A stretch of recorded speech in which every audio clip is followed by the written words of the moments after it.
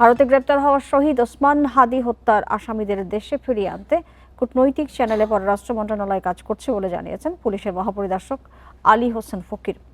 সকালে পুলিশ সদর দপ্তরের এক মতবিনিময় সভায় একথা জানান তিনি। বলেন, সারা দেশে সন্ত্রাসী ও মব সৃষ্টিকারীদের তালিকা করে ব্যবস্থা নেওয়া হবে। রাজধানীর আব্দুল গনি রোডে পুলিশ সদর দপ্তরের মিডিয়া সেন্টারে আইন শৃঙ্খলা পরিস্থিতি নিয়ে সাংবাদিকদের সঙ্গে কথা বলেন পুলিশের মহাপরিদর্শক আলী হোসেন ফকির। আইজিপি জানান, শীর্ষ সন্ত্রাসীদের তালিকা প্রস্তুত, শিগগিরই নাম প্রকাশ করা হবে। এরপরে শুরু হবে দেশব্যাপী গ্রেপ্তার অভিযান। যারা মব সৃষ্টি করে ফায়দা লুটতে চায় তাদেরও তালিকা করে প্রতিহত করা হবে। রেইনবো অলরাউন্ডার এক্সটেরিয়র পেইন্ট বাড়ির বাহিরের দেয়ালের সুরক্ষা নিয়ে থাকুন নিশ্চিন্ত। সাথে পাচ্ছেন 10 বছরের ওয়ারেন্টি। মব তৈরিকারী যারা, তাদেরও লিস্ট তৈরি করতেছি। সে যত ক্ষমতাধর হোক তাদেরকে আইনের আওতায় নেওয়া হয়। তারা বিভিন্ন অজুহাতে সালে সুতায় যে রাস্তায় নেমে এসে আইন শৃঙ্খলার অবনতি ঘটাবে, সন্ত্রাসকে উস্কে দিবে, এটা আমরা মেনে নিব না।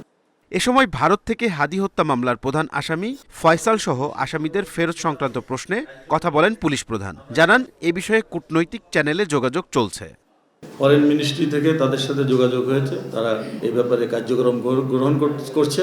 হয়তো অচিরেই ইনশাল্লাহ আমরা দেখতে পারবো তারা বাংলাদেশে আমরা আনতে সক্ষম হব। এছাড়া প্রতিটি জেলার সকল থানাকে জিরো কমপ্লেইন বা অভিযোগ শূন্য থানা হিসেবে গড়ে তোলার উদ্যোগ নেওয়া হয়েছে বলে জানান পুলিশ প্রধান। ঈদ সামনে রেখে সড়ক মহাসড়কে চাঁদাবাজি ডাকাতি রোধে তৎপরতার কথাও জানান পুলিশ প্রধান। রাহিনুল ইসলাম রিঙ্কু, ইন্ডিপেন্ডেন্ট নিউজ, ঢাকা।